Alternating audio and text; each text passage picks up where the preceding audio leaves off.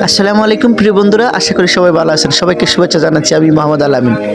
প্রিয় বন্ধুরা, ফুটবল খেলা আমাদের জানি এই বাংলাদেশ সহ সবার জনপ্রিয় খেলা। আর এই খেলা দেখতে চলে গিয়েছিলাম ব্রাহ্মণবাড়িয়া জেলার বিজয়নগর উপজেলার ইত্তারপুর খেলার মাঠে।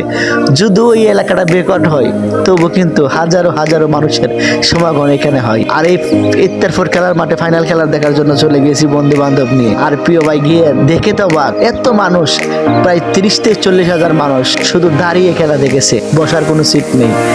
এত মানুষ আমি দেখে তো অবাক হয়ে গেলাম। আসলে ফুটবল প্রিয় এদেশের মানুষ আরো একবার প্রমাণ হয়ে গেল। আমিও দাঁড়িয়ে পুরা 90 মিনিট খেলা দেখলাম। আমার মতো অসংখ্য মানুষ এই 90 মিনিট খেলা দাঁড়িয়ে দেখেছে, একটা মানুষও লড়ছে না। আর লড়বে কিভাবে? এত সুন্দর ম্যাচ, এত সুন্দর লড়াই, শুধু এক গোল হয়েছে পুরা ম্যাচটার মধ্যে।